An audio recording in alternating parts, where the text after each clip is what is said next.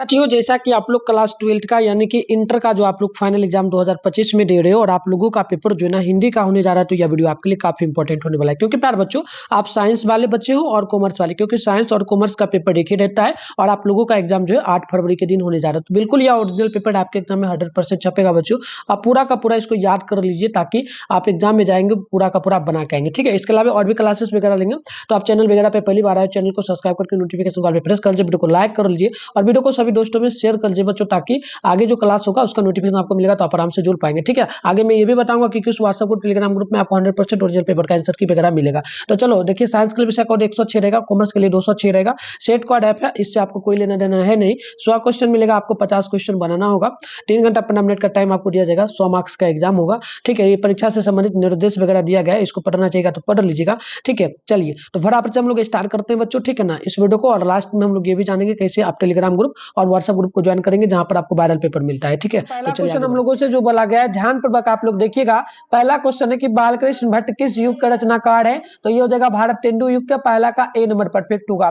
दूसरा क्वेश्चन है बालकृष्ण भट्ट के पिता का क्या नाम है, तो हो जाएगा Beni Prasad Bhatt, option B number perfect हो जाएगा। अगला क्वेश्चन है दमयंती स्वयंवर किस लेखक की रचना है, तो इसका राइट आंसर सी हो जाएगा, यानी कि बालकृष्ण भट्ट का राइट आंसर सी हो जाएगा। अगला क्वेश्चन है बातचीत शीर्षक निबंध के निबंधकार का क्या नाम है, तो ये हो जाएगा हमारा B number Balkrishna Bhatt, option number B perfect हो जाएगा। अगला क्वेश्चन बोला कि बालकृष्ण भट्ट किस काल के रचनाकार है बच्चों, तो याद रखिएगा ये हमारे हो जाएंगे किस काल के, बिल्कुल आधुनिक काल के, ऑप्शन नंबर डी परफेक्ट हो जाएगा। अगला क्वेश्चन बोला है कि बातचीत साहित्य की कौन सी विधा में है, तो ये हमारा हो जाएगा निबंध में, राइट आंसर सी परफेक्ट हो जाएगा। अगला क्वेश्चन है कि बातचीत शीर्षक निबंध के अनुसार जो है ना रस का समुद्र किन की बातचीत में उमड़ा चला आता है, तो 7 का आंसर ये हो जाएगा दो सहेलियों की बातचीत के बीच, ऑप्शन हमारा ए परफेक्ट यहां पर हो जाएगा। अगला क्वेश्चन है बालकृष्ण भट्ट की रचना निम्न में से कौन है, तो इसका राइट आंसर ए हो जाएगा बातचीत, ऑप्शन ए नंबर आप लोग याद रखिएगा।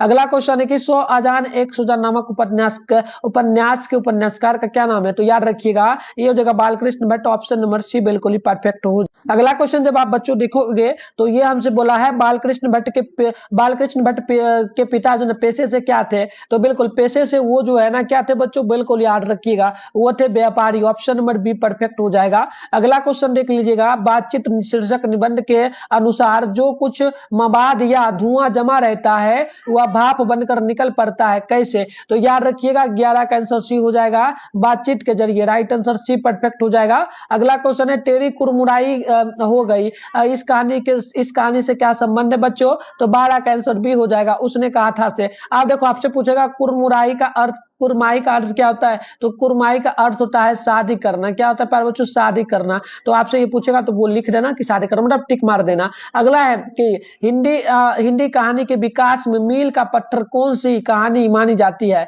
तो बिल्कुल 13 का राइट आंसर ए हो जाएगा, उसने कहा था, ऑप्शन नंबर ए परफेक्ट होगा। अगला है चंद्रधर शर्मा गुरेली की कहानी कौन है, तो बिल्कुल ये हो जाएगा उसने कहा था, राइट आंसर डी परफेक्ट हो जाएगा। अगला है उसने कहा था कहानी क्या है, तो बिल्कुल ये हो जाएगा हमारा युद्ध की कहानी, दिव्य प्रेम की कहानी, प्रेम पर बलिदान की कहानी, तो ऑप्शन डी होगा इनमें से सभी। अगला क्वेश्चन आप देखेंगे, उसने कहा था किस प्रकार की कहानी है, तो 16 का बी नंबर हो जाएगा कर्म प्रधान का, राइट आंसर बी परफेक्ट हो जाएगा। अगला है उसने कहा था कहानी के नायक कौन है बच्चों, तो याद रखिएगा लाना सिंह, ऑप्शन नंबर ए बिल्कुल ही परफेक्ट हमारा यहां पर हो जाएगा। अगला क्वेश्चन है कि उसने कहा था किस वर्ष की कहानी है, तो याद रखिएगा 1915 की, ऑप्शन नंबर ए बिल्कुल ही परफेक्ट हमारा हो जाएगा। अगला क्वेश्चन आप 19 नंबर को देखेंगे तो हम लोगों से बोला गया उसने कहा था कहानी के कहानीकार कौन है, तो बिल्कुल 19 का डी नंबर हो जाएगा जो ना Chandradhar Sharma Guleri, right answer D perfect हो जाएगा। अगला है 20 नंबर के लाना सिंह किस कहानी का पात्र है, तो 20 का आंसर हमारा ए हो जाएगा, उसने कहा था का, राइट आंसर ए परफेक्ट हो जाएगा। अगला है चंद्रधर शर्मा गुरेली किसके अभिभावक बनकर मोयो कॉलेज अजमेर आए थे, तो 21 का आंसर सी हो जाएगा राजा हरीश सिंह के कॉलेज में, ऑप्शन नंबर बी परफेक्ट हो जाएगा। अगला क्वेश्चन बोला कि उसने कहा था शीर्षक कहानी में या किसने कहा कि उदमी उठ सिगड़ी में कोले डाल, तो याद रखिएगा 22 का आंसर बी हो जाएगा, सूबेदार हजारा सिंह। राइट आंसर हमारा बी परफेक्ट होगा। अगला है सूबेदार ने किस कहानी की पात्रा है, तो 23 का ऑप्शन बी हो जाएगा, उसने कहा था का। राइट आंसर बी परफेक्ट होगा। अगला है बजीरा सिंह किस कहानी का पात्र है, तो 24 का आंसर हमारा ए हो जाएगा, उसने कहा था का। अगला क्वेश्चन देख लीजिएगा। अगला है निमोनिया से मरने वालों को मुरब्बो नहीं मिला करते, यह उक्ति किस शीर्षक कविता पाठ से ली गई है, तो 25 का आंसर ए हो जाएगा, उसने कहा था से। ऑप्शन ए बिल्कुल ही परफेक्ट हो जाएगा। अगला है जयप्रकाश नारायण रचित पाठ का नाम क्या है, तो 26 का आंसर हमारा सी होगा, संपूर्ण क्रांति। राइट आंसर सी परफेक्ट है। अगला बोला कि जयप्रकाश नारायण के बचपन का क्या नाम था, तो 27 का आंसर आप लोग ध्यान रखिएगा, उनका नाम बाउल था। ऑप्शन नंबर सी होगा। अब बच्चों आप लोग कहोगे सर यही क्वेश्चन 100% एग्जाम में आएगा, तो बच्चों मैं आपको बता दूं, इस क्वेश्चन में मैं आपको जो आपका जो एनसीईआरटी बुक है बच्चों, एनसीईआरटी जो आप लोग बुक पढ़े हो ना, जो टीचर जिसमें कहानी निबंध सारा जो पढ़े हो, वो इसके अलावा प्लस में हम लोग व्याकरण, प्यार बच्चों व्याकरण जो आपका व्याकरण को भी इसमें हम लोग लेकर के आ चुके हैं। ठीक है बच्चों, हम लोग प्लस में क्या करेंगे इस वीडियो में जो है, जो व्याकरण का आपका क्वेश्चन है प्यार बच्चों, ठीक है, व्याकरण का जो इंपॉर्टेंट क्वेश्चन है मैं आपको समझा दूंगा कैसे बनाना है। सेम आएगा, ऐसे सेम नहीं आएगा तो मैं समझा दूंगा। तो आप बिल्कुल अब 50 से बनाना है ना, तो 50 में 50 बना के आओगे, 100% गारंटी लेता हूं। चाहे आप लोग साइंस वाले बच्चे हो, प्लस में कॉमर्स वाले बच्चों, या फिर आर्ट्स वाले बच्चों, किसी भी सब्जेक्ट का बच्चों, तीनों सब्जेक्ट में यही रहेगा, 50 में 50 यही से पूछा जाएगा। तो वीडियो को पूरा देख के जाना, ठीक है, कंटिन्यू देख लेना बच्चों। एक एग्जाम आपका 6 फरवरी के दिन आर्ट्स वाले बच्चों का होगा, और एक एग्जाम जो है ना 6 फरवरी को आर्ट्स का होगा, और फिर उसके अलावा शायद 7 फरवरी को, 7 या फिर 8 फरवरी को शायद जो है आर्ट्स का एग्जाम होगा, मतलब साइंस वगैरह कॉमर्स का होगा। जब भी हो उससे लेना देना नहीं है, कमेंट करना आपका कब एग्जाम है, कौन सा सब्जेक्ट है आपका, उसके हिसाब से अपना कर लेना, और इसी वीडियो को देख के जाना, ठीक है। और एक और वीडियो हम हिंदी प्लस में इंग्लिश का जो आपका चैप्टर का राइटर का नाम, मृत्यु जन्म वगैरह मैंने वीडियो डाला था, वो वीडियो मैंने कम्युनिटी पोस्ट में डाल दिया था, मतलब यूट्यूब पे, मतलब ग्रुप में मैंने डाल दिया, जाके देख लेना। चलो अगला है जयप्रकाश नारायण ने छात्र आंदोलन का नेतृत्व कब किया था, तो याद रखिएगा उन्होंने किया था सन 1974 में। ऑप्शन नंबर ए हो जाएगा। अगला है कि रिएक्सट्रैक्शन ऑफ इंडियन पॉलिटी नामक पुस्तक किसने लिखी, तो 29 का आंसर सी हो जाएगा, Jayaprakash Narayan. Right answer C हो जाएगा। अगला क्वेश्चन बोला कि निम्नांकित उदाहरण किस पाठ से लिया गया है, अपना देश पिछड़ा हुआ है बावजूद इसके कि हमने लोकतंत्र की स्थापना की है, तो 30 का आंसर हमारा ए होगा, संपूर्ण क्रांति। ऑप्शन ए परफेक्ट होगा। संपूर्ण क्रांति का नारा किसने दिया है बच्चों, तो याद रखिएगा ये जो देने वाले व्यक्ति है जयप्रकाश नारायण है। ऑप्शन नंबर बी परफेक्ट होगा। अगला है संपूर्ण क्रांति के रचनाकार कौन है, तो बिल्कुल याद रखिएगा जयप्रकाश नारायण। ऑप्शन बी होगा। अगला है जयप्रकाश नारायण मार्क्सवादी कब बने, तो 33 का आंसर सी हो जाएगा, 1924 ईस्वी में। अगला है जयप्रकाश नारायण का पुरस्कार का नाम क्या है, तो जयप्रकाश नारायण को जो पुरस्कार है उसका नाम क्या है बच्चों, तो याद रखिएगा 34 का आंसर हमारा डी होगा, बाउल। बाउल हो जाएगा, बाउल इनाम है। चलिए अगला क्वेश्चन है हमारा 35 की, व्यक्ति से नहीं हमें तो नीतियों से झगड़ा है, सिद्धांतों से झगड़ा है, कार्यों से झगड़ा है, उक्त भाषण संभाषण किस समाजवादी का लेखक है, तो आप याद रखिएगा 35 का आंसर ये हो जाएगा, जयप्रकाश नारायण का। चलिए आगे हम अगला क्वेश्चन आप 36 नंबर को देखेंगे, तो बोला गया शिक्षा प्राप्ति के लिए अमेरिका कौन गए थे, तो 36 का आंसर हमारा सी नंबर हो जाएगा, Jayaprakash Narayan. Right answer C हो जाएगा। अगला है कि अर्धनारीश्वर शीर्षक पाठ के लेखक कौन है, तो 37 का आंसर हमारा ऑप्शन नंबर सी हो जाएगा, Ramdhari Singh Dinkar. Option number C perfect होगा। अगला है कि दिनकर जी को निम्न में से कौन सा पुरस्कार दिया गया था, तो 38 का सी नंबर जगह पद्म विभूषण, पद्म विभूषण होगा, देख लीजिए, तो 38 नंबर का बिल्कुल ऑप्शन नंबर सी परफेक्ट हो जाएगा। अगला क्वेश्चन है अर्धनारीश्वर कल्पित रूप किसका है, तो बिल्कुल हो जाएगा शंकर और पार्वती का। राइट आंसर हमारा बी नंबर 49 का परफेक्ट हो जाएगा। अगला क्वेश्चन आप देखेंगे 40 को, ज्ञानपीठ पुरस्कार से सम्मानित ज्ञानपीठ पुरस्कार से सम्मानित रचना कौन है, तो याद रखिएगा 40 का आंसर हमारा ऑप्शन ही हो जाएगा, उर्वशी। अगला क्वेश्चन बोला कि रामधारी सिंह दिनकर की रचना कौन सी है, तो 41 का आंसर ए हो जाएगा, अर्धनारीश्वर। रामधारी सिंह दिनकर का जन्म जो ना बेगूसराय के बिहार मतलब बिहार में हुआ है, कौन जिला मतलब किस राज्य में हुआ, तो बिहार में हुआ है बच्चों, और बिहार के किस जिला में, तो बेगूसराय में। ये क्वेश्चन काफी इंपॉर्टेंट होता है, आपके एग्जाम में 100% पूछेगा, याद रखना। अगला क्वेश्चन बोला अर्धनारीश्वर शीर्षक पाठ हिंदी साहित्य की कौन सी विधा में है, तो 42 नंबर का ऑप्शन हमारा बी होगा, यानी कि ये हमारा निबंध हो जाएगा। अगला है कि रामधारी सिंह दिनकर किस विश्वविद्यालय में उप कुलपति के पद पर रहे हैं, तो 43 का ए हो जाएगा, भागलपुर विश्वविद्यालय में। अगला है अर्धनारीश्वर शीर्षक निबंध में शंकर और पार्वती का किस प्रकार का रूप वर्णित है? तो ये हो जाएगा हमारा कल्पित। ऑप्शन नंबर सी बिल्कुल परफेक्ट होगा। 45 नंबर है कि रामधारी सिंह दिनकर के पिता का क्या नाम था? तो याद आप लोग रखिए, तो उनके पिता का नाम था प्यार बच्चों Ravi Singh. Option number B perfect हो जाएगा। अगला क्वेश्चन हमसे बोला अर्धनारीश्वर शीर्षक पाठ में कौन स्वयं जो है ना स्वयं वृत्त बन गया और नारी को उसे काली मान लिया? तो बिल्कुल 46 का आंसर हमारा ऑप्शन नंबर जो है ना डी हो जाएगा पुरुष। अगला क्वेश्चन देख लीजिएगा, मालती किस कहानी की पात्रा है? तो 47 का आंसर बी होगा रोज कहानी की। अगला क्वेश्चन है कि निम्न में से किस कहानी में गैंग्रीन का उल्लेख है? तो 48 का आंसर बी हो जाएगा रोज कहानी में, बी नंबर परफेक्ट हो जाएगा। अगला बोला कि अज्ञे के पिता का क्या नाम था? तो आप 49 का याद रखिएगा, ऑप्शन सी हो जाएगा doctor Hiranand Shastri. Right answer C perfect होगा। अगला क्वेश्चन है रोज कहानी के कहानीकार का नाम बताइए? तो 50 का बी नंबर हो जाएगा Mohan Rakesh. Option number B perfect हो जाएगा। 51 नंबर बोला कि मालती के पति का क्या नाम था? तो उनका नाम था Maheshwar. Option number C perfect हो जाएगा। अगला क्वेश्चन की रोज कहानी की नायिका कौन है? तो 52 का आंसर हमारा ऑप्शन यहां पर हो जाएगा ए नंबर, यानी कि मालती। अगला क्वेश्चन है कि दूसरा सप्तक का प्रकाशन वर्ष क्या है? तो 53 का बी हो जाएगा 1951। अगला क्वेश्चन है कि बचपन में खेलने के लिए सच्चिदानंद हीरानंद बादशाहयान अज्ञे कौन सा नाटक लिखा था? तो 54 का आंसर आप लोग ध्यान रखिएगा बच्चों। तो 54 का जो परफेक्ट आंसर होगा ये हो जाएगा राज्यसभा जनसभा। राइट आंसर डी परफेक्ट हो जाएगा 54 नंबर का। 54 है, सॉरी 54 नंबर का हमारा डी नहीं होगा, 54 की बात हम लोग पहले कर लेते हैं बच्चों। तो ये सी हो जाएगा इंद्र सभा। ठीक है। अगला क्वेश्चन बोला है रोज शीर्षक कहानी में मालती मिट्टी का बर्तन गर्म पानी से क्यों धो रही है? तो 55 का आंसर डी हो जाएगा दही जमाने के लिए। राइट आंसर डी हो जाएगा। अगला है कि मालती के बच्चे का नाम क्या था? तो 56 का आंसर ए हो जाएगा TT. Option number A perfect हो जाएगा। अगला है कि एक लेख और एक पत्र में भगत सिंह ने किसको पत्र लिखा था? तो 57 का आंसर ए हो जाएगा सुखदेव को। ऑप्शन ए परफेक्ट हो जाएगा। अगला है एक लेख और एक पत्र शीर्षक पाठ के लेखक कौन है? तो 58 का आंसर सी हो जाएगा J Krishnamurti. Right answer B perfect होगा। अगला है कि एक लेख और एक पत्र शीर्षक पाठ क्या है? तो 59 का आंसर हमारा हो जाएगा ए नंबर ऐतिहासिक है। ऑप्शन ए परफेक्ट हो जाएगा।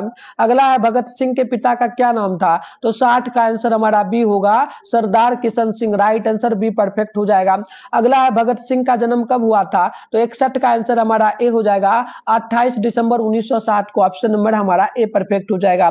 अगला क्वेश्चन है जब देश के भाग का निर्णय हो रहा था तो व्यक्तियों के भाग को पूर्णता भुला देना चाहिए, यह पंक्ति किस पाठ से ली गई है? तो ये एक लेख और एक पत्र से लिया गया है। ऑप्शन ए हमारा परफेक्ट हो जाएगा 62 नंबर क्वेश्चन का। अगला क्वेश्चन हमसे बोला गया है 63 भगत सिंह की रचना निम्न में से कौन सी है? तो आप याद, तो ये हमारा हो जाएगा एक लेख और एक पत्र। ऑप्शन नंबर बी जो है बिल्कुल ही परफेक्ट हो जाएगा।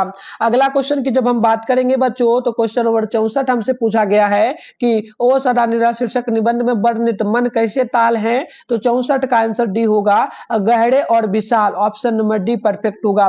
अगला है ओ सदा निरा किस विधा के अंतर्गत है? तो 65 का आंसर हमारा बी होगा निबंध का। ऑप्शन नंबर बी परफेक्ट हो जाएगा। अगला है बहुजन संप्रेषण के माध्यम पुस्तक किसने लिखी है? तो 66 का आंसर हमारा बी होगा Jagdish Chandra Mathur. Option number B perfect हो जाएगा। इनमें से कौन सी रचना जगदीश चंद्र माथुर की है? तो 67 का आंसर बी हो जाएगा ओ सदा निरा। राइट आंसर बी परफेक्ट है। अगला है ओ सदा निरा शीर्षक पाठ के लेखक कौन है? तो 68 का आंसर हमारा सी नंबर हो जाएगा Jagdish Chandra Mathur. Option number C perfect हो जाएगा। क्वेश्चन नंबर 69 हम लोगों से बोला गया ओ सदा निरा शीर्षक पाठ के अनुसार सन 1962 की बाद का दृश्य जिन्होंने देखा है उन्हें रामचरितमानस में किसके क्रोध रूपी नदी की बाढ़ याद आई होगी? तो बिल्कुल याद रखिएगा 69 का आंसर हमारा सी हो जाएगा, यानी कि भारत 69 का केकई का क्या हो जाएगा? केकई का। Right answer C number perfect हो जाएगा। 70 है ओ सदा निरा पाठ के अनुसार गांधी जी ने आश्रम विद्यालय कहां स्थापित किया? तो 70 का आंसर हमारा डी होगा, यानी कि ये हो जाएगा बरहबा मधुबन और भिट्टी रहबा में। तो ऑप्शन नंबर डी परफेक्ट हो जाएगा। 71 नंबर क्वेश्चन है धागरों को 18वीं शताब्दी के अंतर्गत में किस कार्य के लिए लाया गया था? तो 71 का आंसर ये हो जाएगा नील की खेती के लिए। ऑप्शन ए बिल्कुल ही हमारा यहाँ पर परफेक्ट हो जाएगा। तो बच्चों यहाँ पर हमारा 72 नंबर क्वेश्चन बोला कि गंडक नदी की चर्चा किस शीर्षक पाठ में है। तो 72 का आंसर हमारा ऑप्शन यहाँ पर ए हो जाएगा, यानी कि ओ सदा नीरा में ऑप्शन नंबर ए हो जाएगा। 73 नंबर है तिनकठिया प्रथा का संबंध किससे है। तो 73 का आंसर सी हो जाएगा, नील से। राइट आंसर सी हो जाएगा। अगला है सिपाही की मां के रचयिता कौन है। तो आप लोग याद रखिए, तो देखिएगा सिपाही की मां के रचयिता कौन है बच्चों। तो 74 का आंसर हमारा जो है ऑप्शन ए हो जाएगा, Mohan Rakesh. Option A perfect हो जाएगा। अगला क्वेश्चन 75 है, मोहन राकेश के बचपन का क्या नाम था। तो 75 का आंसर ये हो जाएगा, Madan Mohan Guglani. Option number A perfect हो जाएगा। 76 बोला कि मोहन राकेश रचित नाटक संग्रह क्या है। तो 76 का डी हो जाएगा, आजाद का एक दिन। ऑप्शन नंबर डी परफेक्ट हो जाएगा। अगला है 77 कि फौजी वहां लड़ने के लिए है, वे भाग नहीं सकते, फौज छोड़कर भागता है गोली मार दी जाती है, उपयुक्त उदाहरण किस पाठ से लिया गया है। तो 77 का आंसर हमारा ए हो जाएगा, यानी कि सिपाही की मां से। ऑप्शन ए नंबर परफेक्ट हो जाएगा। अगला है रंगून कहां पे है। तो 78 का आंसर हमारा बी होगा प्यार बच्चों, बर्मा में। ऑप्शन नंबर बी परफेक्ट हो जाएगा। 79 नंबर क्वेश्चन हम लोगों से बोला गया, मोहन राकेश किस आंदोलन के प्रमुख हस्ताक्षर थे। तो आप याद रखिएगा, ऑप्शन ए हो जाएगा, नई कहानी आंदोलन के। ऑप्शन ए परफेक्ट हो जाएगा। अगला है सिपाही की मां शीर्षक पाठ में हड्डियों का चलता फिरता ढांचा कौन है। तो आप याद रखिएगा, 80 का आंसर हमारा बी हो जाएगा, यानी कि दीनू कुम्हार। ऑप्शन नंबर बी परफेक्ट होगा बच्चों। चलिए आगे हम लोग, तो बच्चों हम अभी पहले चलते हैं व्हाट्सएप ग्रुप और टेलीग्राम ग्रुप आपको कैसे ज्वाइन करना है, जिसमें आपको जो है 100% ओरिजिनल पेपर का आंसर की जो मिलता है बच्चों। तो मैं आपको गूगल के माध्यम से एक बार फटाफट से बता देता हूं, आप लोग ज्वाइन कर लेना, वीडियो जब खत्म हो जाए तब। ठीक है, अभी फिलहाल आप देख लो, इसके बाद हम अभी जस्ट बताएंगे, फिर हम लोग कंटिन्यू इस क्लास को स्टार्ट करेंगे। तो बच्चों इसके लिए आपको सिंपल सा आपको अपने फोन में क्या करना है, गूगल को ओपन कर लेना है, सर्च बार के आइकन पे क्लिक करना है और मिथुन स्टडी सेंटर जो है आप लोगों को सर्च कर लेना है। इसके बाद ऊपर करिएगा, फर्स्ट में यहाँ पर mithunstudycenter.com आपको लिखा हुआ मिल रहा है। आप इस पे जैसे ही क्लिक मारेंगे आपके सामने जो है इस प्रकार से इंटरफेस खुला हुआ मिल जाएगा। अब देखो इस प्रकार से जैसे ही ओपन होगा, आप आराम से स्क्रॉल डाउन करके एक सेकंड नीचे बढ़िएगा। तो नीचे बढ़िएगा ना, तो यहाँ पर जो है क्लास 12 का सेशन देखने को आपको जो है मिलेगा। तो ये रहा क्लास 12 का सेशन, क्लास 12 वायरल पेपर 2025 के नाम से जो लिखा आपको मिला। आप इस पर जैसे क्लिक मारोगे ना, तो आपके सामने जो है इस प्रकार से इंटरफेस ओपन होगा।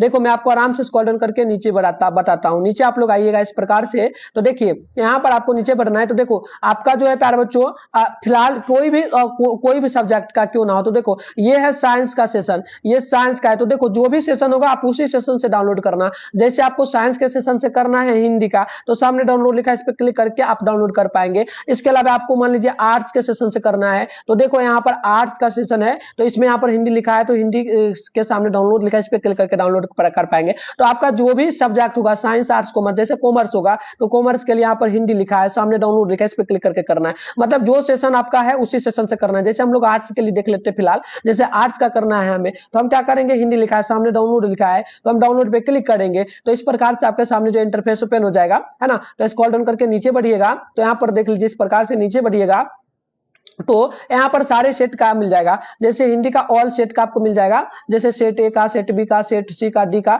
डाउनलोड लिखा है ना, बस डाउनलोड पे क्लिक करिएगा ना, सारा सेट आपका डाउनलोड हो जाएगा। ठीक है, तो आपका जो भी सेशन हो उस हिसाब से कर लेना। जैसे आपका मान लेते हैं यहाँ पर आपका जो क्या है साइंस का है, तो साइंस से सामने डाउनलोड लिखा है, इस पे क्लिक करके डाउनलोड कर लीजिएगा। सिंपल सा मेथड है, इतना आकर के आप लोग अच्छे से कर लीजिए। चलिए फिलहाल हम लोग आगे बढ़ते हैं बच्चों। तो अगला क्वेश्चन हम लोगों का क्या बोला है कि नाटक के क्षेत्र में जयशंकर प्रसाद के बाद किसकी सबसे बड़ी प्रतिभा माने जाते हैं। तो आप याद रखिएगा 81 नंबर का आंसर हमारा डी होगा, यानी कि मोहन राकेश का। राइट आंसर डी परफेक्ट होगा।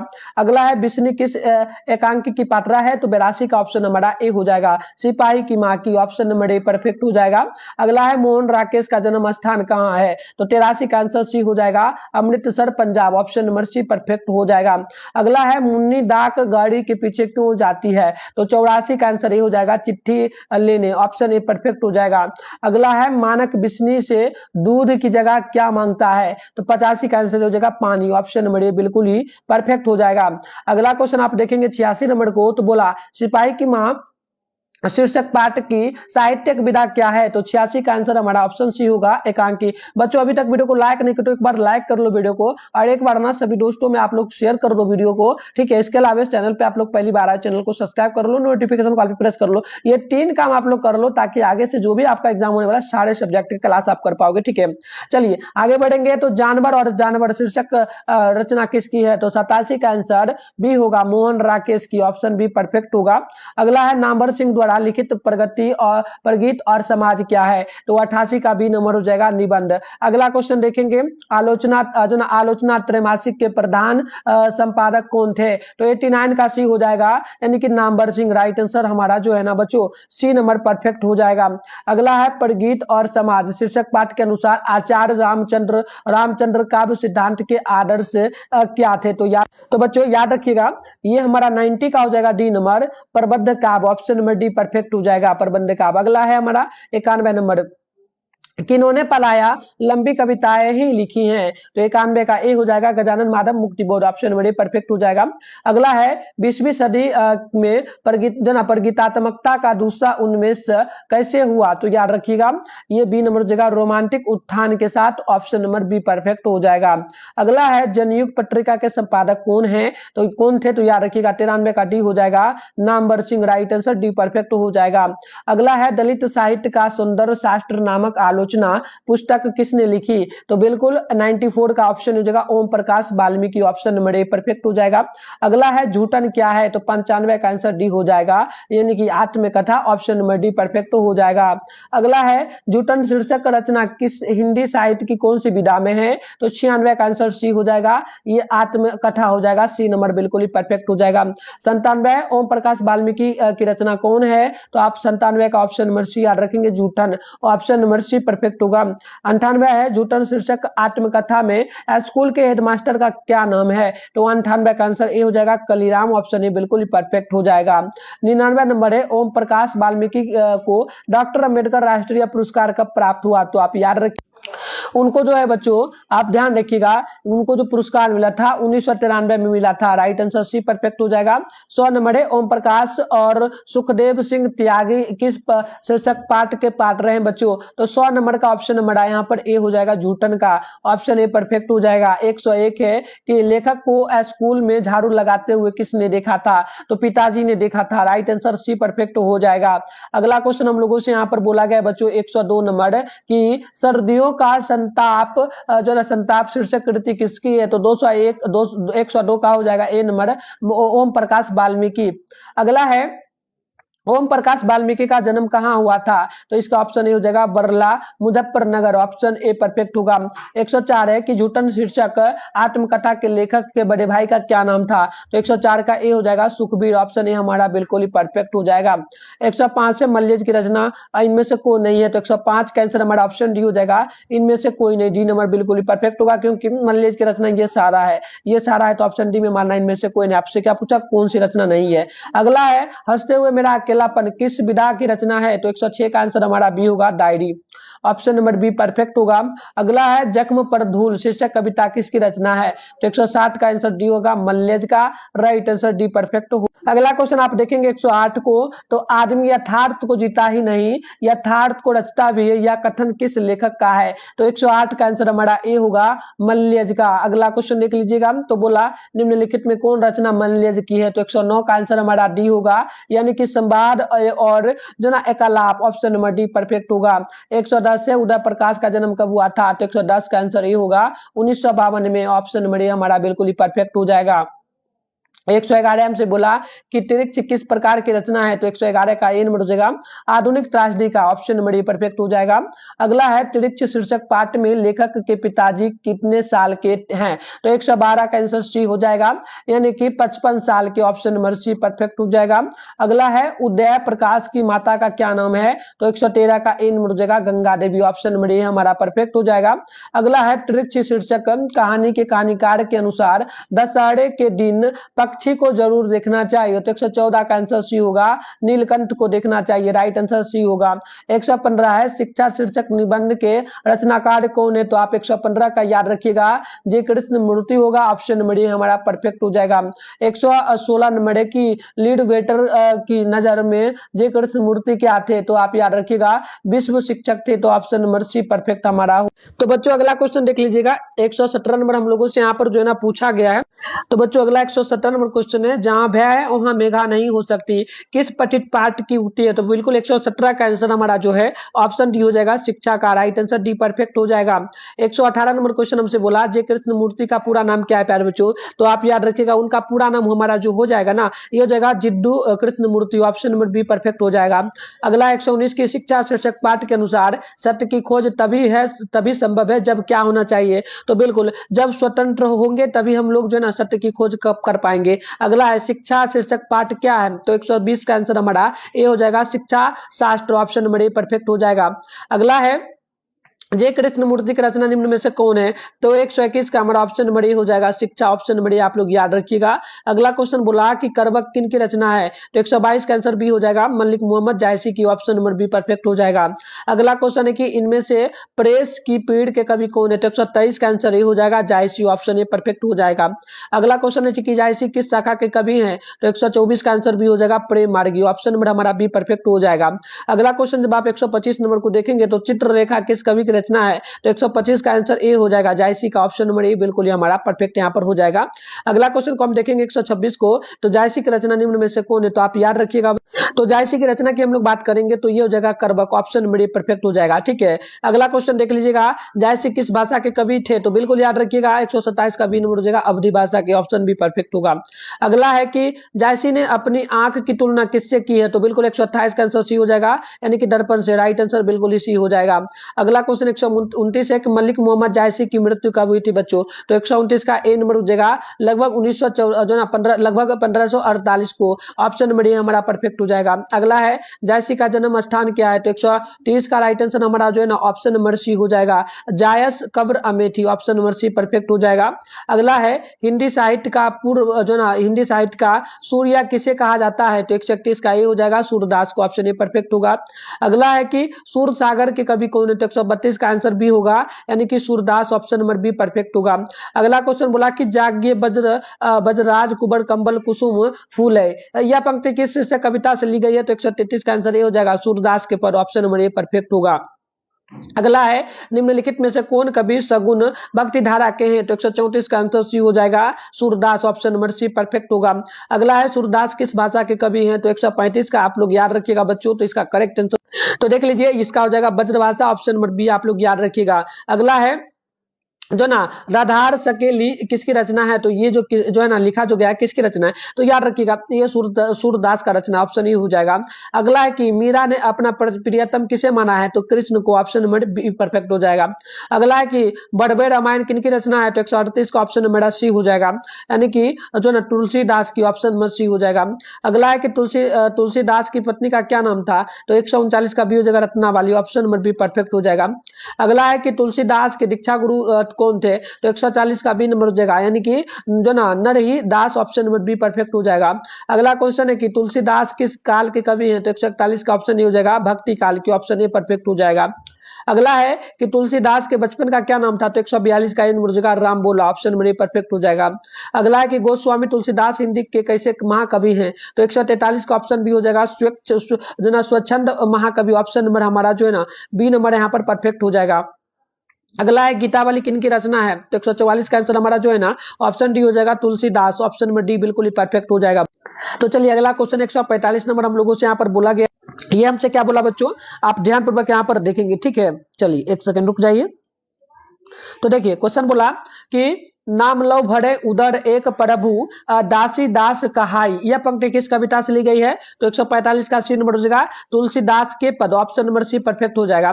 अगला है कि हिंदी का संबंधवादी कवि किसे माना जाता है, तो 146 का आंसर हो जाएगा, तुलसीदास को, ऑप्शन ए परफेक्ट हो जाएगा। अगला है कि तुलसीदास का सर्वश्रेष्ठ महाकाव्य कौन है, तो 147 का सी नंबर हो जाएगा, यानी कि Ramcharitmanas, option number C perfect हो जाएगा। अगला है कि किस कवि का मूल नाम राम बोला था, तो बिल्कुल 148 का ऑप्शन ए हो जाएगा, तुलसीदास का, ऑप्शन नंबर ए परफेक्ट हो जाएगा। अगला है तुलसीदास की पत्नी का क्या नाम था? तो 149 का ऑप्शन बी हो जाएगा Ratnavali, option number B perfect हो जाएगा। अगला है कि तुलसीदास की माता का क्या नाम था? तो 150 का आंसर हमारा सी हो जाएगा, यानी कि हो जाएगा जो ना हुलसी, ऑप्शन नंबर बिल्कुल ही सी परफेक्ट हमारा हो जाएगा। अगला क्वेश्चन 151 है कि भक्त माल किनकी रचना है? तो 151 का ए नंबर जगह नवादास का, ऑप्शन नंबर ए परफेक्ट हो जाएगा। अगला है कि नवादास का काव्य रचना क्षेत्र कौन सा है? तो 152 का आंसर हमारा सी हो जाएगा काशी, ऑप्शन बी परफेक्ट हो जाएगा।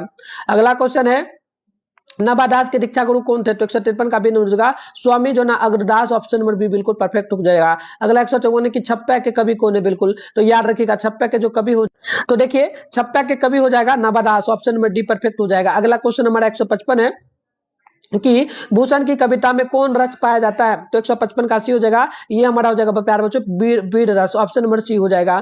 अगला है कि शिवाजी के पुत्र का नाम था क्या? तो 156 का आंसर हमारा सी हो जाएगा, यानी कि साहू जी, राइट आंसर सी परफेक्ट हो जाएगा। अगला है भूषण किस काल के कवि माने जाते हैं? तो 157 का ये हो जाएगा रीति काल के, ऑप्शन ए परफेक्ट हो जाएगा। अगला है 158 नंबर क्वेश्चन, आप लोग देख लीजिएगा, बोला कि भूषण को भूषण की उपाधि किसने दी थी? तो 158 का ऑप्शन सी हो जाएगा राजा रुद्र शाह ने, ऑप्शन नंबर सी परफेक्ट हो जाएगा। अगला क्वेश्चन 159 है कि तेज तम अंश पर कान जिमी कंस पर जयो मलेच्छ वंश पर शेर शिवराज, यह पंक्ति किस शीर्षक पाठ कविता से ली गई है? तो देखो 159 का ऑप्शन हमारा हो जाएगा ऑप्शन नंबर जो है ना ए, यानी कि कवित्व से ली गई है। अगला क्वेश्चन बोला हम लोगों से कि जो ना शिवा बावनी के कितने मुक्त जो ना मुक्तों को छत्रपति शिवाजी की वीरता का बखान किया गया है? तो 160 का सी नंबर हो जाएगा ये 52 का, ऑप्शन नंबर सी परफेक्ट होगा। अगला है कि भूषण की कविता निम्न में से कौन है? तो 161 का डी हो जाएगा छप्पे, ऑप्शन डी नंबर याद रखिएगा। अगला है जयशंकर प्रसाद का महाकाव्य क्या है? तो 162 का ए हो जाएगा Kamayani, option number A perfect हो जाएगा। अगला क्वेश्चन जब आप देखेंगे बच्चों 163 को बोला कि जयशंकर प्रसाद की नाटक कृति क्या है? तो 163 का ए नंबर जगह जो ना ध्रुव स्वामिनी, ऑप्शन नंबर ए हमारा बिल्कुल यहाँ पर राइट हो जाएगा। अगला क्वेश्चन 164 है कि तुमुल कोलाहल कला में किसकी रचना है? तो 164 का आंसर हमारा बी होगा, यानी कि आप ध्यान रखिएगा ये हो जाएगा जयशंकर प्रसाद का, राइट आंसर बी परफेक्ट होगा। अगला है तुमुल कोलाहल कला में शीर्षक कविता किस महाकाव्य का अंश है? तो 165 का आंसर सी होगा, यानी कि कमायनी का, राइट आंसर सी परफेक्ट हो जाएगा। अगला है झरना शीर्षक काव्य संकलन किस कवि की रचना है? तो 166 का डी हो जाएगा जयशंकर प्रसाद का, राइट आंसर डी हो जाएगा। अगला है जयशंकर प्रसाद की कविता निम्न में से कौन है? तो 167 का आंसर ए होगा तुमुल कोलाहल कला में, ऑप्शन नंबर ए परफेक्ट हो जाएगा। अगला क्वेश्चन आप देखेंगे 168 नंबर बोला गया, 168 नंबर है कि निम्नलिखित में कौन कवि छायावादी है? तो 168 का आंसर बी हो जाएगा Jaishankar Prasad, option number B perfect हो जाएगा। 169 की कमायनी महाकाव्य में कमायनी कौन है? तो 169 का हमारा ऑप्शन नंबर बी हो जाएगा, यानी कि श्रद्धा, ऑप्शन नंबर बी परफेक्ट हो जाएगा। अगला 170 की पुत्र वियोग शीर्षक कविता की कवित्री कौन है? तो 170 का आंसर हमारा जो है ना यहाँ पर हो जाएगा सी नंबर, यानी कि Subhadra Kumari Chauhan, option number C perfect हो जाएगा। अगला है कि सुभद्रा कुमारी चौहान का जन्म कब हुआ था? तो 171 का ऑप्शन हो जाएगा 1904 में, ऑप्शन ए बिल्कुल हमारा राइट हो जाएगा।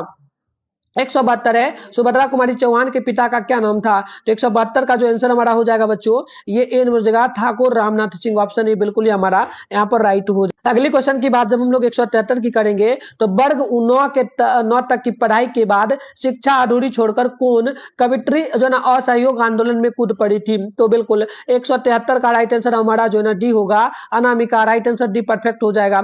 अगला 174 की सुभद्रा कुमारी चौहान का निधन यानी मृत्यु कब हुआ बच्चों? तो 174 का राइट आंसर ए हो जाएगा, मतलब कि मृत्यु कब नहीं हुआ, कब हुआ ये भी कमेंट करना आप लोग, मैं आगे भी बताऊंगा कब हुआ याद रखिएगा, ठीक है। मैंने वीडियो वगैरह बताया है, जाके देख लेना आप लोग, एक वीडियो है डाला हुआ, व्हाट्सएप चैनल में भी मिल जाएगा, टेलीग्राम ग्रुप में भी मिल जाएगा, देख लेना, ठीक है। चलो तो देखो कार दुर्घटना से उनका मौत हुआ था, ऑप्शन ए परफेक्ट हो जाएगा। अगला है मेरा खोया हुआ खिलौना अब तक मेरे पास ना आया, यह पंक्ति किस शीर्षक कविता से ली गई है? तो 175 का ऑप्शन हो जाएगा पुत्र वियोग से, ऑप्शन ए हमारा परफेक्ट हो जाएगा।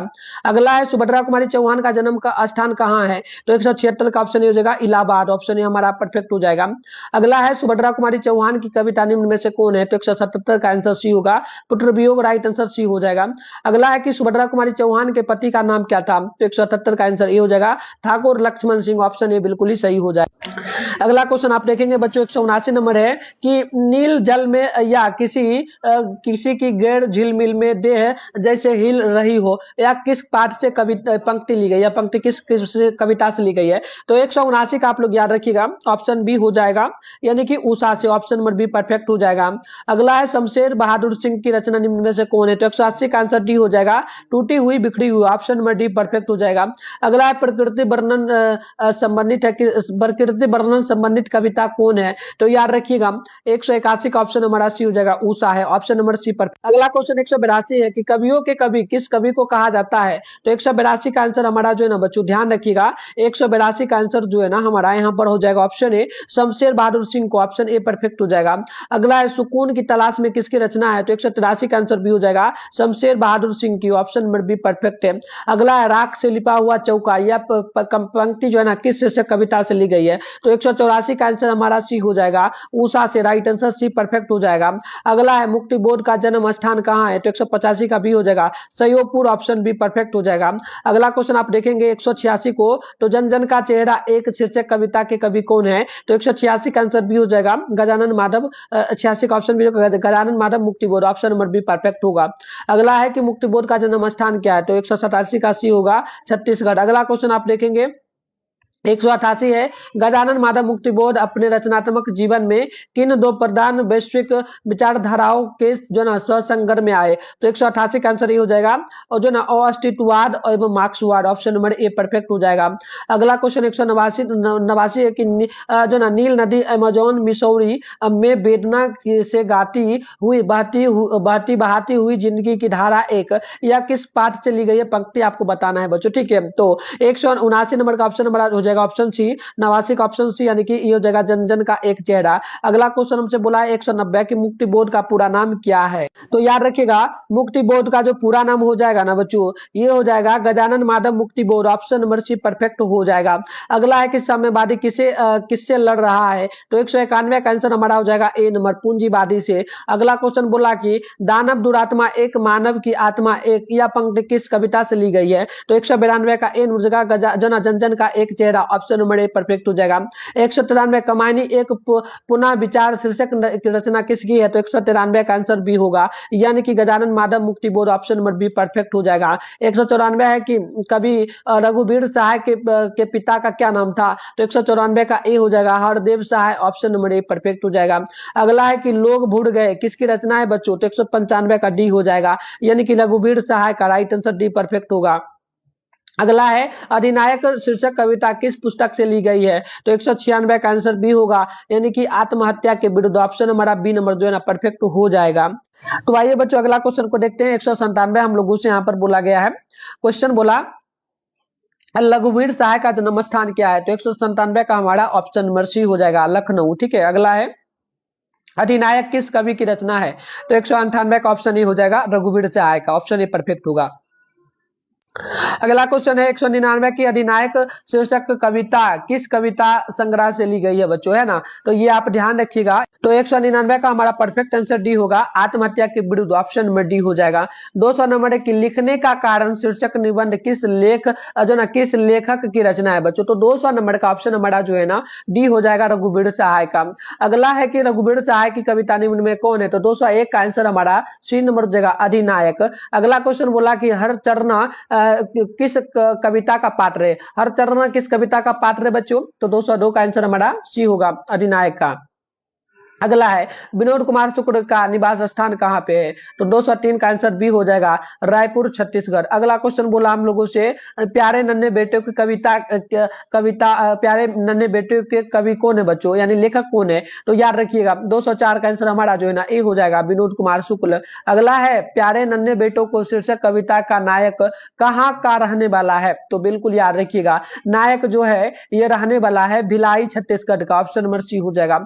206 नंबर क्वेश्चन बोला विनोद कुमार शुक्ल की किस रचना पर मनी कौल ने फिल्म बनाई थी? तो 206 का आंसर हमारा हो जाएगा ऑप्शन नंबर डी, यानी कि नौकर की कमीज, ऑप्शन नंबर डी होगा। 207 है किसकी विजय हुई, सेना की कि नागरिकों की? यह जो पंक्ति है बच्चों किस पाठ से ली आपको बताना है। तो 207 का आंसर ए हो जाएगा हार जीत, ऑप्शन नंबर ए होगा। अगला है कि अशोक वाजपेयी का मूल जो है ना, अशोक वाजपेयी का मूल निवास कहाँ का रहने वाला? तो आप ध्यान रखेंगे 208 का आंसर हमारा ए होगा, सागर Madhya Pradesh, option number A perfect हो जाएगा। 209 है जो ना हार जीत किस प्रकार की रचना है बच्चों? तो हार जीत जो है ये गद्य कविता है, ऑप्शन नंबर बी परफेक्ट होगा। अगला है अशोक वाजपेयी का जन्म कब हुआ था? तो 210 का सी नंबर हो जाएगा, यानी कि 1941 ईस्वी में। अगला है कि हार जीत शीर्षक कविता में मशक बला क्या कर रहा है? तो 211 का ए हो जाएगा, सड़क सींच रहा है, ऑप्शन ए होगा। हार जीत कविता किस कविता संग्रह से ली गई है? तो 212 का आंसर ए हो जाएगा, कहीं नहीं वही, ऑप्शन ए हो जाएगा। अगला है कि हार जीत शीर्षक गद्य कविता के रचनाकार कौन है? तो 213 का राइट आंसर ए हो जाएगा, अशोक वाजपेयी। अगला क्वेश्चन आप देखेंगे बच्चों तो 214 नंबर हमसे बोला इबादत से गिरी मात्राएं शीर्षक कविता संग्रह किसकी रचना है? तो 214 का एन मुर्तजा रघुवीर सहाय। अगला क्वेश्चन 215 है अशोक वाजपेयी जी ने कहां रहकर स्वतंत्र लेखन किया था? तो 215 का आंसर हमारा बी होगा, दिल्ली में रहकर। अगला क्वेश्चन बोला है कि पंचायती राज क्यों खो गया है? पंचायती राज में क्या खो गया? तो पंच परमेश्वर खो गया है, ऑप्शन नंबर जो है ना 216 का सी नंबर करेक्ट होगा। 217 नंबर बोला है कि ज्ञानेंद्र पति किस प्रशासनिक पद पर थे? तो याद रखिए तो बच्चों वो जो है वो थे किस प्रकार का? तो कारा अधीक्षक, जो प्यारे बच्चों होता है ना सेंट्रल जेल, उसमें कारा अधीक्षक थे, ऑप्शन नंबर सी हो जाएगा। अगला क्वेश्चन हमारा है 218 ज्ञानेंद्र पति की कविता कौन है? तो 218 का ए हो जाएगा, गांव का घर, ऑप्शन ए हमारा परफेक्ट होगा। अगला है कि कवि ने कहा है क्या? कवि ने क्या कहा है बच्चों? तो याद रखिएगा ये हमारा जो था कविता संग्रह, मतलब कवि ने कहा है या जो लिखा गया है किसमें? कविता संग्रह में, याद रखिएगा। अगला क्वेश्चन देखिएगा 220 नंबर बोला कि गांव का घर शीर्षक कविता किस कविता संग्रह से ली गई है? तो 220 का ऑप्शन सी होगा, यानी कि जो ना संशया तमकता, ऑप्शन नंबर सी परफेक्ट होगा। अगला क्वेश्चन है कि गांव का घर का कवि कौन है? तो 221 का ऑप्शन ए हो जाएगा, ज्ञानेंद्र पति। अगला है कि सरकरा का जो ना प्रकाश बुलौना जो ना बुलौआ शहर से कितनी दूर है? तो बिल्कुल जो ना क्या बोला, सरकरा का प्रकाश बुलौआ शहर से कितनी दूर से आने वाला है? तो 222 का ऑप्शन ए हो जाएगा, 10 कोस दूर, ऑप्शन ए हो जाएगा। 223 है ये हमसे पूछा कि पंचायती राज में जैसे खो गए पंच परमेश्वर, यह पंक्ति किस कविता से ली गई है? तो बिल्कुल याद रखिएगा ये गांव का घर से लिया गया है। अगला है कि ज्ञानेंद्र पति का जन्म स्थान कहाँ है बच्चों? तो ये हो जाएगा गोड्डा झारखंड, जो कि गोड्डा एक जिला है झारखंड का, ऑप्शन ए हो जाएगा। तो देखो बच्चों हम लोग एनसीईआरटी से जो मोस्ट इंपॉर्टेंट क्वेश्चन था हमने 224 को कर लिया, और भी हम लोग करेंगे। सुबह में क्लास होगा, आपका एग्जाम में जाओगे ना उससे पहले हम क्लासेस वगैरह करवाते रहेंगे, ठीक है?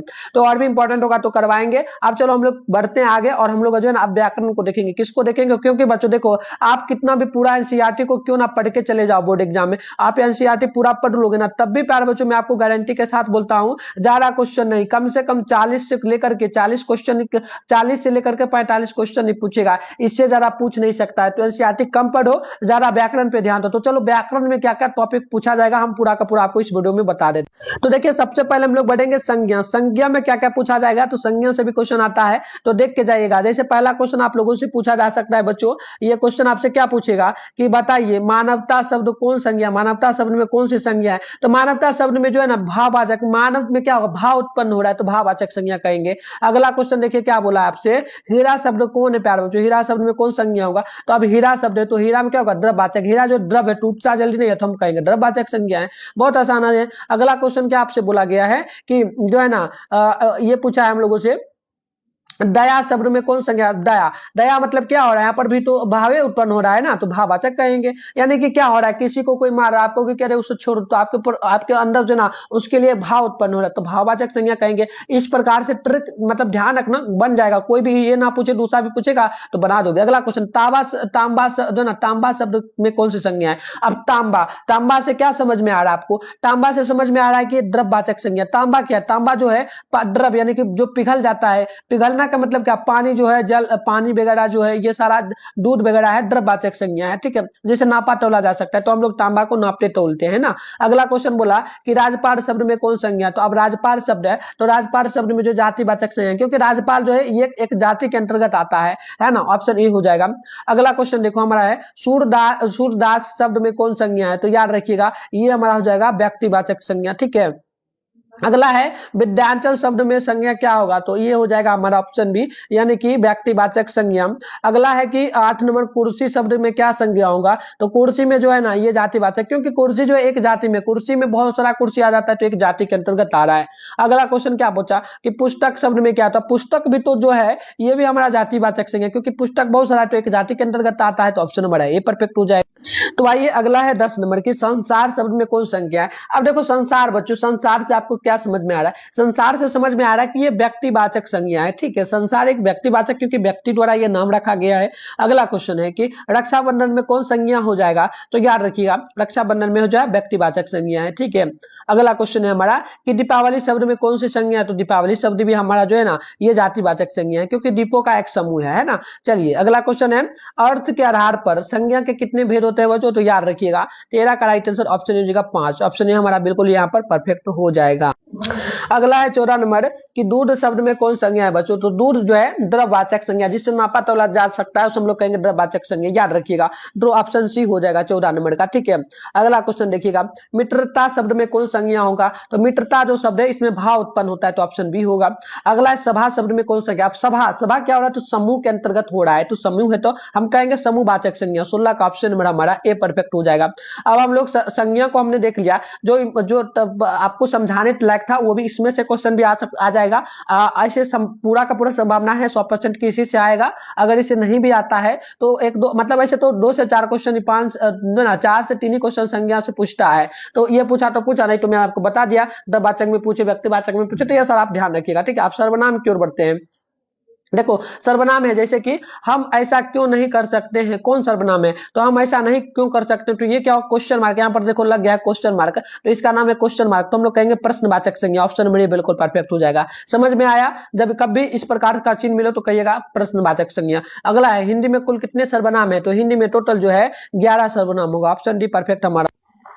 अगला क्वेश्चन आप देखेंगे तो 19 नंबर है कि वह कौन है जो वहां सो रहा है, यह किस सर्वनाम का उदाहरण। तो देखो बच्चों यहाँ पर क्या हो रहा है कि 2 शब्द को जोड़ा जा रहा है, वह कौन है एक शब्द अलग हो गया, जो सो रहा है, तो इसमें क्या हो रहा है बच्चों, बिल्कुल इसमें जो है ना हम देखेंगे तो संबंध वाचक हो रहा है। क्या हो रहा है, संबंध हो रहा है, क्योंकि दो शब्दों को मिलाया जा रहा है, ठीक है, तो संबंध हो रहा है। तो इस प्रकार से 2 शब्दों को कभी भी जोड़ा जाए ना तो कहिएगा संबंधवाचक सर्वनाम है, सिंपल सा। अगला क्वेश्चन क्या बोला, रोटी मत खाओ क्योंकि वह जल रही है, तो सिंपल सा, इसमें भी 2 शब्दों को जोड़ा जा रहा है, एक ये शब्द है एक ये है, तो 2 लाइन को जोड़ा जा रहा है, तो हम लोग कहेंगे सिंपल सा ये निश्चयवाचक सर्वनाम है। देखिए क्या बोला कि रोटी मत खाओ क्योंकि वह जल रही है, वह जली है, तो बिल्कुल ये निश्चयवाचक, यानी निश्चित कर दिया कि रोटी जला हुआ है तुम मत खाओ। अगला क्वेश्चन क्या बोला, तुम्हें क्या चाहिए, किस सर्वनाम का उदाहरण होगा। अब देखो तुम्हें क्या चाहिए, तो ये निजी बात हो जाएगा ना, तो बिल्कुल निजी बात होगा तो हम लोग क्या, निजी बात है नहीं, तुम्हें क्या चाहिए, हाँ कोई प्रश्न पूछ रहा है, जैसे कि मैं आपसे पूछ रहा हूं कि तुमने क्लास कर लिया, तो बिल्कुल प्रश्नवाचक सर्वनाम में ऑप्शन बी बिल्कुल परफेक्ट होगा। अगला है इसे कौन ना स्वीकार करेगा, किस सर्वनाम का उदाहरण है, तो देखो 22 का ऑप्शन ही हो जाएगा, ये अनिश्चयवाचक। तो देख के जाओ, इसी से क्वेश्चन पूछेगा, समझ में तो आपको आ ही रहा होगा। अगला है कि कुछ खा लो, किस सर्वनाम का उदाहरण है, तो 23 का ऑप्शन हमारा बी हो जाएगा, प्रश्नवाचक सर्वनाम का, क्योंकि कुछ खा लो, क्या आपका भाई बोला कि तुम कुछ खा लो, तो वो आपसे क्वेश्चन पूछ रहा है, तो आपका मन होगा खाने का, तो बोलोगे हाँ खाऊंगा, नहीं खाऊंगा, तो वो प्रश्न पूछा, वो बस यही आपको ध्यान रखना है। अगला देखिए क्या बोला हमसे कि भारत का राष्ट्रपति कौन है, इस वाक्य में कौन जो ना सर्वनाम है, तो बिल्कुल भारत का राष्ट्रपति कौन, यहाँ पर बिल्कुल पहले प्रश्न लग गया क्वेश्चन मार्क, तो हम लोग कहेंगे प्रश्नवाचक सर्वनाम, सॉरी प्रश्नवाचक हो जाएगा ना, प्रश्नवाचक। देखिए ऑप्शन नंबर सी हो जाएगा। अगला क्वेश्चन अब विशेषण में चलेंगे। विशेषण में क्या है कि आलस शब्द का विशेषण क्या है बच्चों, तो बिल्कुल देखिए 25 का आंसर हमारा जो हो जाएगा ऑप्शन डी आलसी। आलस का देखो विलोम विशेषण पूछता है, आलस का क्या हो जाएगा, आलसी हो जाएगा, उल्टा पूछ देगा। जैसे पुराण शब्द का विशेषण क्या हो जाएगा, तो पुराण का पौराणिक हो जाएगा, क्या हो जाएगा, पौराणिक। सिंपल सा इस प्रकार से आप लोग याद रखिएगा, बहुत आसान से आपका पूछेगा।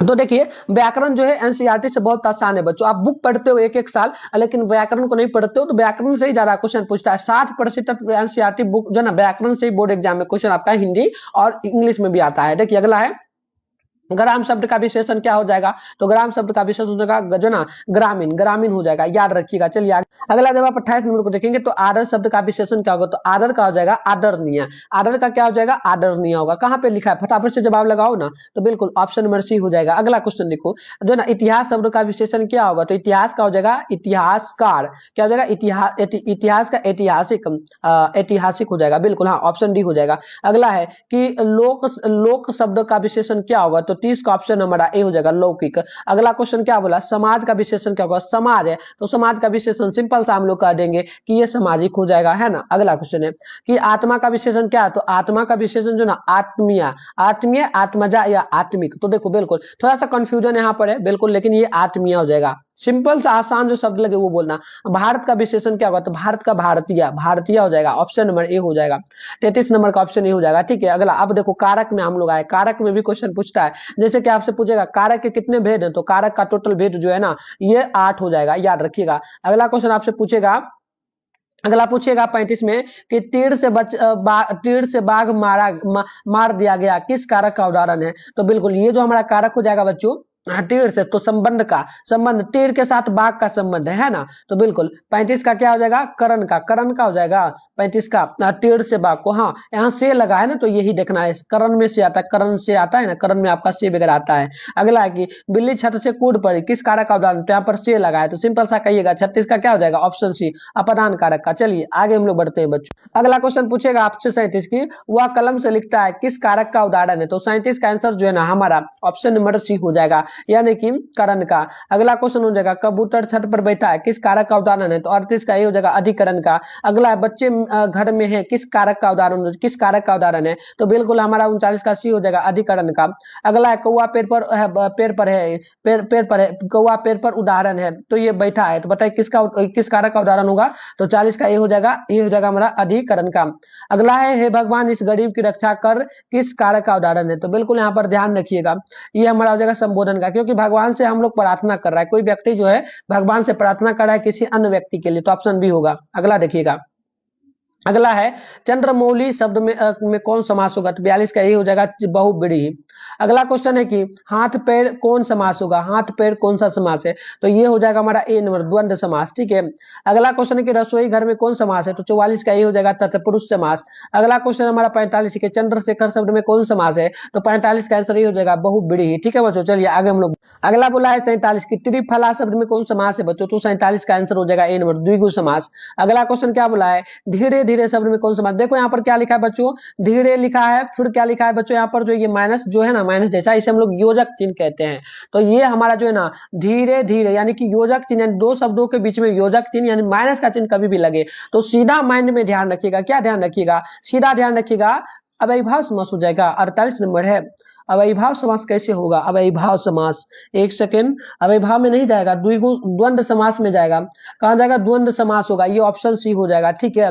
अगला है पर इस प्रकार का कभी भी मिले ना तो मारिएगा द्वंद्व में हमेशा, ठीक है, दो शब्दों को कभी भी जोड़ा है। देखिए प्रतिदिन शब्द में कौन समास है, तो 49 का आंसर हमारा जो है ना सी होगा, यानी कि अव्ययीभाव समास। अगला क्वेश्चन देखिएगा, धनहीन शब्द में कौन समास है, तो धनहीन, धन से जो है हीन, तो 50 का आंसर क्या हो जाएगा ए नंबर तत्पुरुष। अगला क्वेश्चन है यहाँ पर देखिएगा, अगला क्वेश्चन आपसे बोला है कि रामानुज शब्द में कौन समास है बच्चों, तो आप यहाँ पर याद रखिएगा 51 का आंसर भी हो जाएगा तत्पुरुष। अगला क्वेश्चन बोला है कि आजकल में कौन सा समास है, तो 52 का डी हो जाएगा द्वंद्व समास। आजकल, देखो ये जो आजकल लिखा है दो शब्दों से मिलकर बना है, आज प्लस में क्या बना है कल, आप लोग भी थोड़ा माइंड लगाइएगा तो बन जाएगा, ठीक है। अगर कुछ दूसरा भी कुछ पूछे, 53 है कि पंचवटी शब्द में कौन समास है, तो 53 का सी होगा, यानी कि द्विगु समास।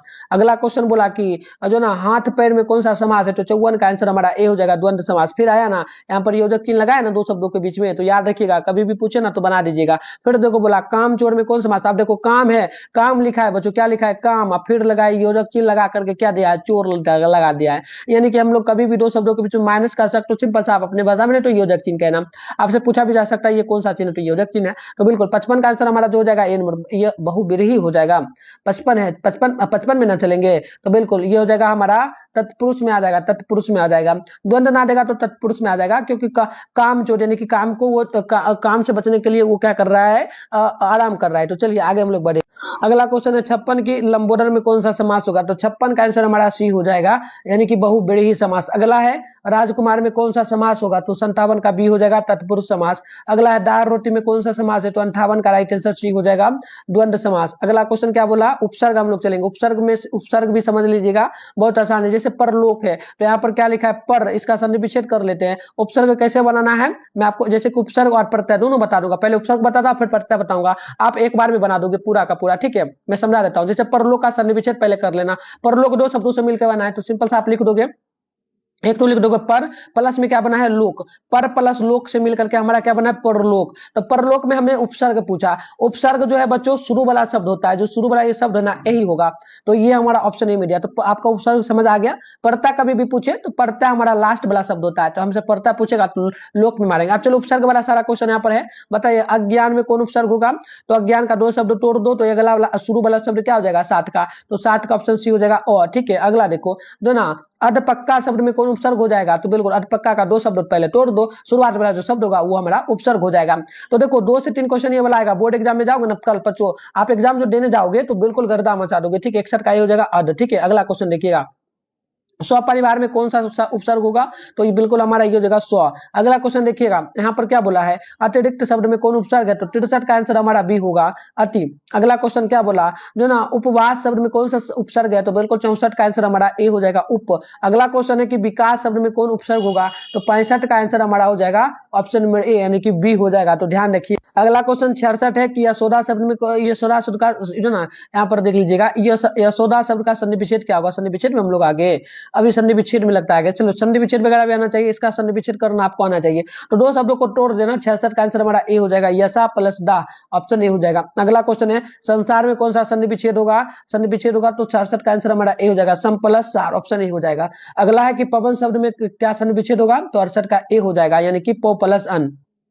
अगला है उद्योग शब्द का संधि विच्छेद क्या होगा, तो 69 का ऑप्शन बी हो जाएगा उत प्लस योग। अगला है संधि के कितने भेद होते हैं, तो याद रखिएगा टोटल 3 भेद, ऑप्शन सी होगा। 71 नंबर है सुक्ति शब्द में क्या संधि विच्छेद होगा, तो 71 का आंसर हमारा बी हो जाएगा सु प्लस उक्ति। अगला है हिमालय शब्द में क्या संधि विच्छेद होगा बच्चों, तो 72 का ऑप्शन हो जाएगा हिम प्लस आलय, ऑप्शन नंबर ए हो जाएगा। अगला है कि विद्यालय का संधि विच्छेद क्या हो जाएगा, तो याद रखिएगा विद्यालय का संधि विच्छेद बी नंबर हो जाएगा विदा प्लस आलय। अगला है नयन शब्द का संधि विच्छेद क्या होगा, तो 74 का हो जाएगा ने प्लस अन। अगला क्वेश्चन यहाँ पर देख लीजिए आप, अगला क्वेश्चन है हमारा 75 की निश्चय का संधि विच्छेद क्या होगा, तो 75 का आंसर हमारा ए होगा नि प्लस च, ऑप्शन ए होगा। 76 की उद्घाटन का संधि विच्छेद क्या होगा, तो ऑप्शन सी हो जाएगा उत प्लस घाटन। अगला है जगन्नाथ का संधि विच्छेद क्या हो जाएगा, तो 77 का ऑप्शन हमारा हो जाएगा ए नंबर जगत प्लस नाथ। अब चलो मुहावरा का अर्थ पूछेगा, 4 से 5 क्वेश्चन बिल्कुल पूछेगा ऑब्जेक्टिव में, 4 से 5 यही। तो मुहावरा का अर्थ बहुत आसान है, जैसे कि क्या बोला आकाश पताल एक करना, मुहावरे का क्या अर्थ हो जाएगा। अब आकाश पताल एक करना आप लोग देहाती भाषा में भी बोलते हो ना, कि अरे जो ना क्या जाएगा, जैसे आकाश पताल एक करना तो क्या कर दोगे उत्पात करना, यानी कि बहुत चीज को तोड़ फोड़ दिया, तो आकाश पताल एक कर दिया। जैसे आपके घर में बच्चा वगैरह ज्यादा रोता है तो आप लोग बोलते हो ना कि अरे जो ना बोलता, पहले के जमाने के लोग जो होंगे वो लोग बोलते हैं कि आकाश पताल कर दिया, आकाश पताल एक कर दिया, तो ये होता है उत्पात करना, ठीक है। अगला क्वेश्चन देखिएगा, मुट्ठी में करना मुहावरे का क्या अर्थ हो जाएगा, तो बिल्कुल ये हो जाएगा हमारा बस में करना। इस टाइप का भी क्वेश्चन बहुत आसान होता है, जैसे कि आस्तियान का सांप होना मुहावरे का क्या अर्थ होगा, तो ये हमारा 80 का ऑप्शन में डी हो जाएगा, यानी कि घर में छिपा शत्रु। अगला हाथ का मैल होना मुहावरे का क्या अर्थ होगा, तो ये हमारा हो जाएगा तुच्छ होना। अगला क्वेश्चन है माथा ठकना मुहावरे का क्या अर्थ होगा, तो ये हो जाएगा हमारा झटका लगना।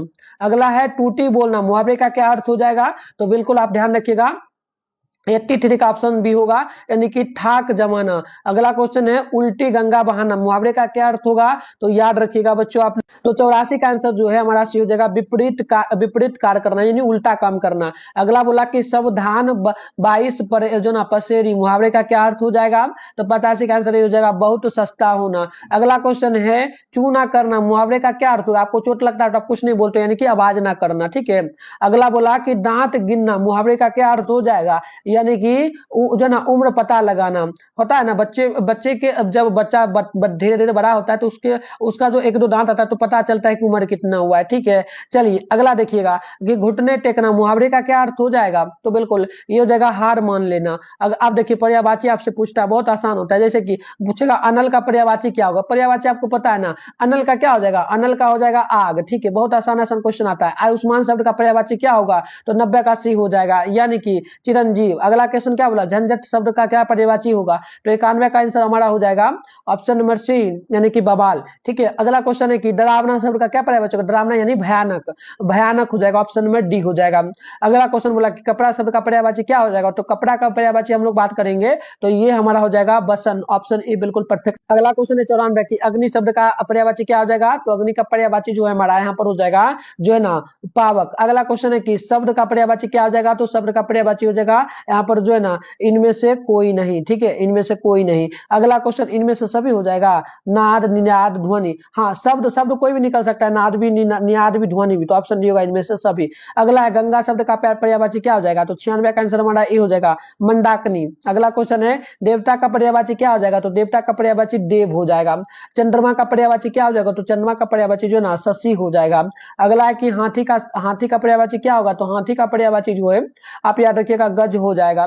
अगला है कमल का पर्यायवाची क्या हो जाएगा, तो कमल का पर्यायवाची पंकज हो जाएगा। नारी का पर्यायवाची क्या हो जाएगा, तो नारी का पर्यायवाची जो ना चंद्र हो जाएगा। ठीक है, 101 आप लोग सीन नारी का औरत ना होगा। अगला है कि समुद्र का पर्यायवाची क्या आ जाएगा, तो समुद्र का पर्यायवाची याद रखिएगा ये हो जाएगा हमारा सिंधु, ऑप्शन नंबर सी होगा। अगला है पत्नी का पर्यायवाची क्या हो जाएगा, तो याद रखिएगा पत्नी का पर्यायवाची भाया हो जाएगा, ऑप्शन नंबर ए बिल्कुल। तो अब हम लोग जो आए हैं ये हमारा विलोम शब्द होगा। देखो पूरा जो आपका एग्जाम में पूछा जाएगा 100 मार्क्स, उसका मैं तैयारी करवा रहा हूँ। एग्जाम में जाओगे ना तो कोई दिक्कत ही नहीं होगा, 50 आप बिल्कुल आसान तरीके से बना दोगे। ठीक है, देखिएगा संध्या शब्द का विलोम क्या होगा, तो 104 का आंसर हमारा हो जाएगा ऑप्शन नंबर ए, यानी कि प्रातः। संध्या मतलब क्या, सम होगा तो अब रात होगा। अगला है कि दूषित शब्द का पर्यायवाची विलोम क्या हो जाएगा, तो विलोम बताना है तो ये हो जाएगा स्वच्छ। अगला है कि ईमानदार शब्द का विलोम क्या हो जाएगा, तो ईमानदार का बेईमान हो जाएगा, ऑप्शन नंबर हमारा जो है यहाँ पर बी हो जाएगा। उल्टा शब्द बताना है बस। आवरण शब्द का पर्यायवाची क्या हो जाएगा, कभी मतलब विलोम क्या होगा, तो 107 का आंसर डी हो जाएगा अनावरण। अगला है ऊंच शब्द का विलोम क्या हो जाएगा, तो इसका हो जाएगा हमारा ऑप्शन बी, यानी कि नीच, ऊंचा नीचा। कठोर का पर्यायवाची क्या हो जाएगा, कठोर का हो जाएगा कोमल, है ना। अगला है कि आकाश शब्द का क्या हो जाएगा करेक्ट, तो ये आकाश पताल इस प्रकार से। तो ना पुरस्कार शब्द का क्या हो जाएगा, पुरस्कार मिला, यानी कि पुरस्कार अपमान, पुरस्कार अपमान यहाँ पर देखो 111 है ना, तो बिल्कुल पुरस्कार का दंड हो जाएगा, पुरस्कार मिला फिर दंड मिला, उल्टा शब्द बोला। खरा का विलोम क्या होगा, तो खरा का विलोम हो जाएगा परा हो जाएगा, ऑप्शन में हमारा बी परफेक्ट हो जाएगा। अगला देखिएगा उद्गंध का विलोम क्या होगा, तो 113 का आंसर हमारा ए हो जाएगा बच्चों, यानी कि विनम्र। अगला क्वेश्चन पूछेगा साकार का विलोम क्या होगा, तो याद रखिएगा 114 का ए हो जाएगा निराकार। अगला बोलेगा कि निद्रा का विलोम क्या होगा, तो निद्रा का विलोम जो है ना प्रशंसा हो जाएगा। अगला है अनुराग का विलोम क्या हो जाएगा, तो अनुराग का विलोम जो है ना विराग हो जाएगा। अगला आप देखिए उच्चारण स्थान पूछता है, उच्चारण वाला भी क्वेश्चन आता है, जैसे कि म का उच्चारण स्थान, म बोल के देखिए, म बोल के देखिए, तो एक बार फटाफट से ये भी 2 से 3 क्वेश्चन पूछ देगा बच्चों आपके एग्जाम में। तो म का बोलिए, तो म बोल के देखिएगा ना, तो बिल्कुल यहाँ पर देखिएगा 117 का आंसर हमारा बी हो जाएगा। होठ पर आपका सटेगा, होठ सटेगा, बस जो सटा वही बोलना। जैसे योर लो लो वो कौन सा व्यंजन है, तो आप ये जो बोल रहे हो ना, ये तीनों का तीनों जो व्यंजन है बच्चों, ये हमारा अंतास्त जो ना अंतास्त व्यंजन है। अगला क्वेश्चन हमसे बोला गया हिंदी में अनुनासिक वर्णों की संख्या कितनी है, तो 119 का डी हो जाएगा 5। अगला बोला कि रॉ का उच्चारण स्थान क्या, तो रॉ बोल के देखिए वाला, तो बिल्कुल यहाँ पर देख लीजिएगा ये हो जाएगा हमारा कंठ पर जोर पड़ेगा।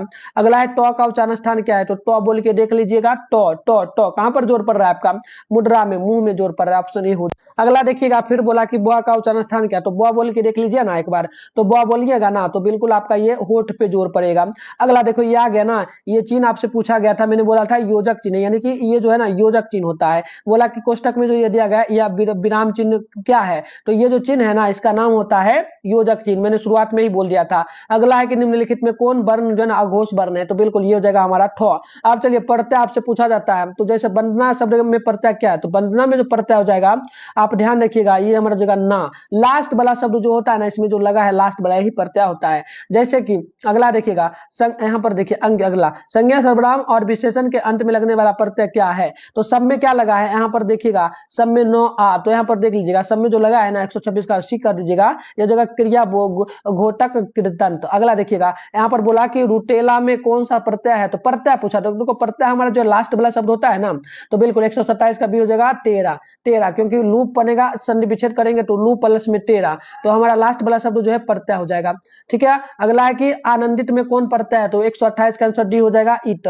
अगला क्वेश्चन है चतुराई में कौन सा प्रत्यय है, तो चतुराई में जो प्रत्यय की बात करेंगे लास्ट वाला राई, तो ऑप्शन हमारा यहाँ पर जो ना आई हो जाएगा डी नंबर। अगला क्वेश्चन है नकलची शब्द में प्रत्यय क्या है, तो बिल्कुल डी हो जाएगा ची। चलिए अगला हम लोग देख लेते हैं क्वेश्चन। अगला बोला कि अंकुरित शब्द में क्या प्रत्यय है, तो याद रखिएगा इत हो जाएगा। अगला है महिमा शब्द में क्या प्रत्यय है, तो महिमा में हमारा जो है ना प्यारे बच्चों ये हो जाएगा ईमा। अगला क्वेश्चन बड़ा रक्षक में क्या प्रत्यय होगा, तो याद रखिएगा ये हमारा हो जाएगा अक। मैंने समझा दिया था पहले ही प्रत्यय प्रत्यय, आपको समझ में आया तो कमेंट करो। अगला है कि जुर्माना शब्द में क्या प्रत्यय होगा, तो याद रखना ये सी हो जाएगा आना। अगला है कि जना पंकिल शब्द में क्या प्रत्यय होगा, तो 135 का ए हो जाएगा इल। अगला बोला कि जो ना लघुत्व शब्द में क्या प्रत्यय है, तो याद रखना आप लोग ये भी होगा तुआ। तो इस प्रकार से हमने जो है पूरा का पूरा निचोड़ जो है क्लास कंप्लीट कर लिया बच्चों। तो आप लोग इस वीडियो को पूरा देख लेना अंत तक और ग्रुप वगैरह को ज्वाइन कर लेना। यह क्लास आपको कैसा लगा कमेंट बॉक्स में बताना। मिलते हैं नेक्स्ट वीडियो में, तब तक के लिए बाय बाय। तो बच्चों आंसर की डाउनलोड करने के लिए सबसे पहले आप अपने फोन में गूगल को ओपन करिए, सर्च बार के आइकन पे क्लिक करके मिठुन स्टडी सेंटर सर्च कर लीजिए। इसके बाद ऊपर करिएगा फर्स्ट में यहाँ पर जो आपके सामने मिठुन स्टडी सेंटर.com लिखा हुआ मिलेगा। इस पे जैसे ही क्लिक मारिएगा आपके सामने जो इस प्रकार से इंटरफेस पेन होगा। आराम से स्क्रॉल डाउन करके नीचे आप लोग बढ़िएगा तो यहाँ पर देखिए आपके सामने जो ना क्लास 12 का सेशन देखने को मिल जाएगा। ठीक है, थोड़ा सा नीचे बढ़िएगा, देखिए यहाँ पर क्लास 12 का सेशन आपको देखने को मिल रहा है, क्लास 12 वायरल पेपर 2025 के नाम से। आप इस पे जैसे क्लिक मारोगे आपके सामने जो इस प्रकार से इंटरफेस पेन होगा। अब आपको आराम से स्क्रॉल डाउन कर लेना है, नीचे बढ़ना है। नीचे बढ़ोगे बच्चों तो यहाँ पर देखना आप साइंस या कॉमर्स आर्ट्स के साइंस या फिर जो ना कॉमर्स के सेशन से डाउनलोड करेंगे। साइंस का सेशन है, यहाँ पर देखो साइंस है और इसमें जो हिंदी लिखा है सामने डाउनलोड लिखा है, इस पर क्लिक करके डाउनलोड कर पाएंगे। साइंस कॉमर्स का दोनों का सेम ही रहेगा, तो आप किसी से भी कर लीजिएगा। कॉमर्स का सेशन भी नीचे है तो आप यहाँ से भी डाउनलोड कर सकते हो, कोई भी सेशन से करना सेम होगा। जैसे हम कॉमर्स से ही कर लेते, क्लिक मारिएगा डाउनलोड पे तो इस प्रकार से देखिए आपके सामने इंटरफेस पेन होगा। पहले यहाँ पर व्हाट्सएप ग्रुप का लिंक मिल जाएगा, टेलीग्राम ग्रुप का लिंक ज्वाइन आप पे क्लिक करके ज्वाइन कर लेना, क्योंकि इसी ग्रुप में आपको वायरल पेपर का आंसर की करेक्ट मिलता है। ठीक है, नीचे बढ़िएगा, आप नीचे बढ़िएगा तो प्यारे बच्चों इस प्रकार से आपके सामने इंटरफेस पेन होगा। आराम से स्क्रॉल डाउन करके नीचे बढ़ेंगे तो यहाँ पर आपको सारे सेट का आंसर मिल जाएगा, set A B C D, इस प्रकार से जिस भी सेट का आपको चाहिए आप डाउनलोड पर क्लिक करके डाउनलोड कर लीजिए बच्चों। ठीक है, तो चलिए मिलते हैं नेक्स्ट वीडियो में।